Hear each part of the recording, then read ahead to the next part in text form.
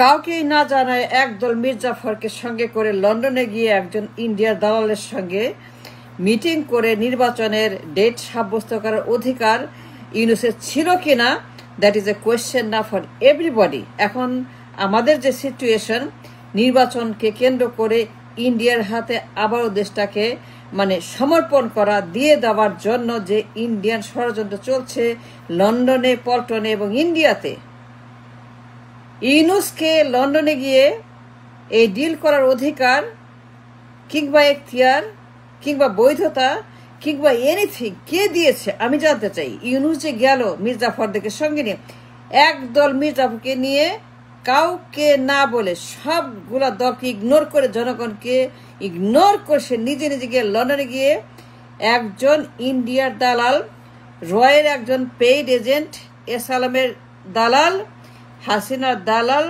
চুপ্পুর দালাল, ওয়াকারের দালাল, দেশের শত্রু, একটা দেশদ্রোহী পলাতক ফেরারি আসামির সঙ্গে নির্বাচনের ডিল মেকিং এর অধিকার ইউনূসকে কে দিয়েছিল?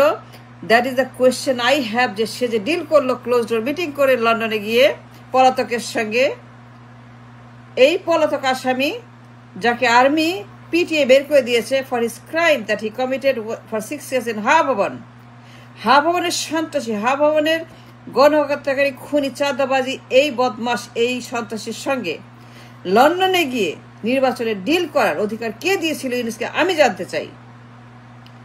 এই ভয়ঙ্কর ষড়যন্ত্র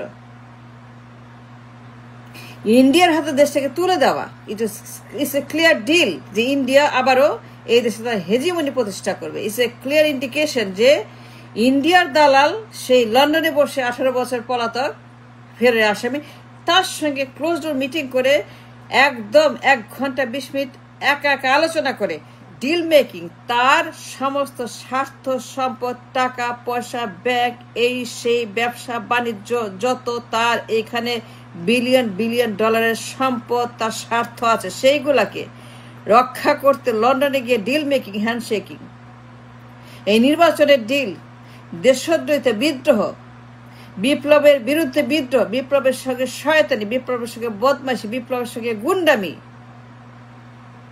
জুলাইয়ের বিরুদ্ধে একটি বিপ্লব করার, প্রতি বিপ্লবের অধিকার ইউনূসকে কে দিয়েছিল? একদল মির্জাফরকে সঙ্গে লন্ডনে গিয়ে নির্বাচনের ডিল, ফেব্রুয়ারিতে নির্বাচন, কাউকে বলে নাই, কোন দল, কোন লোক, রাষ্ট্রের কাউকে সে পরোয়া করে, পাত্তা দেয়, সবাইকে না জানিয়ে secret mission with Delhi, with Paltan and London, দিল্লির সঙ্গে গোপন বন্দোবস্ত, এস আলমের সঙ্গে বন্দোবস্ত, ওয়াকার, চুপ্পু, যে যাই বলেন, it is a dangerous conspiracy ইউনূসের। সে কাউকে না জানিয়ে গোপনে নির্বাচনের চুক্তি তারেকের সঙ্গে সম্পন্ন করে সেখানে বসে যৌথ প্রেস মিটিং করে, প্রেস মিটিং এ সে ঘোষণা দিয়ে যা তার একেবারেই আইনের বাইরে, তার কোনো এখতিয়ার নাই, কিন্তু সে এই কাজটাই করেছে। লন্ডনে গিয়ে হ্যান্ডশেক করে তারেকের সঙ্গে একটা ক্লোজ ডোর মিটিং এর মাধ্যমে এই নির্বাচনের নামে এই দেশটাকে আবার ইন্ডিয়ান হেজিমনি বানিয়ে তার যে সকল দেশদ্রোহী কার্যকলাপ আপনারা দেখেছেন, কাউকে বলে নেই, কাউকে জানা নেই। আমি অবাক হয়ে যাই, আমি একদম পুরোপুরি স্টান্ট, আমি স্তব্ধ হয়ে গেছি। আমি চিন্তা করতে পারি না যে ইউনূস এত বড় মুনাফেকি, ফাইজলামি, মির্জাফরি, বদমাইশি এইগুলা করবে। সে লন্ডন গেছে ডিল করতে, নির্বাচনের প্রেস মিটিং করছে নির্বাচনে ফেব্রুয়ারিতে, কেউ জানে না, কোনো দল জানে না, কাউকে বলে, জনগণকে বল নেই, আমাদের দেশের কোনো দলকে বল নেই, জামায়াতকে, এনসিপিকে কিংবা গণপরিষদকে কিংবা অন্যান্য কাউকে, কোনো দলকে না জানিয়ে গোপনে ডিল করছে নির্বাচনে সেই তারিখের সঙ্গে লন্ডনে। I can't imagine, I can't believe, কি ভয়ঙ্কর লোক, কি ভয়ঙ্কর একটা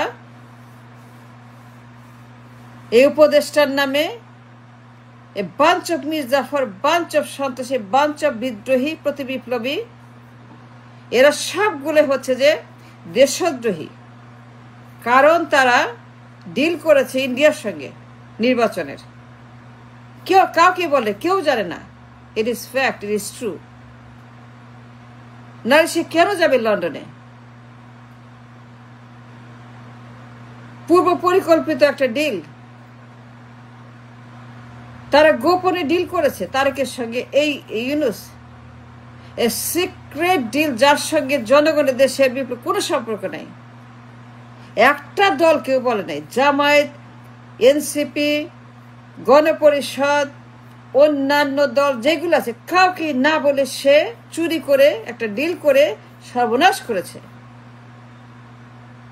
দেশের 12টা বাজিয়েছে, বিপ্লবের 12টা বাজিয়েছে। বিপ্লব শেষ, বিপ্লব নাই। এত মানুষ মরল, এত মানুষ রক্ত, এত মানুষ তাদের সবকিছু দিয়ে দেশটাকে ভালোবেসে জীবন দিল। নতুন দেশ, নতুন একটা সরকার, নতুন বন্দোবস্ত, নতুন পার্লামেন্ট, নতুন দল, নতুন মুখ, নতুন রাস্তা, নতুন ফিউচার, নতুন everything new, brand new carpet, brand new একটা বিউটিফুল কার্পেট বিছিয়ে সেখানে আমরা নতুন দেশের পথে, নতুন সূর্যের পথে, নতুন আলোর পথে, নতুন সম্ভাবনার পথে আমরা হাঁটবো একসঙ্গে, হাতে হাত ধরে, গলায় গলায়। No more divide and rule, no more ব্রিটিশের divide and, no more East India company, no more Ghaseti Begum, no more Mir Jafar, no more Mir Madan, Urmichand, Khan Bahadur, Rai Bahadur, none of those. কিন্তু নাইটমেয়ার হ্যাজ বিকাম ট্রু। সে লন্ডনে গিয়ে একটা মির্জাফরের সঙ্গে ইন্ডিয়ার দালাল, তার সঙ্গে ডিল করে ঠিক করছে নির্বাচন ফেব্রুয়ারিতে। এখন ফেব্রুয়ারি তারা পুঁজি করে যুদ্ধে নেমেছে। ফেব্রুয়ারি নির্বাচন, দুনিয়ার কেউ না কে নির্বাচন প্রতিহত করতে পারবে না।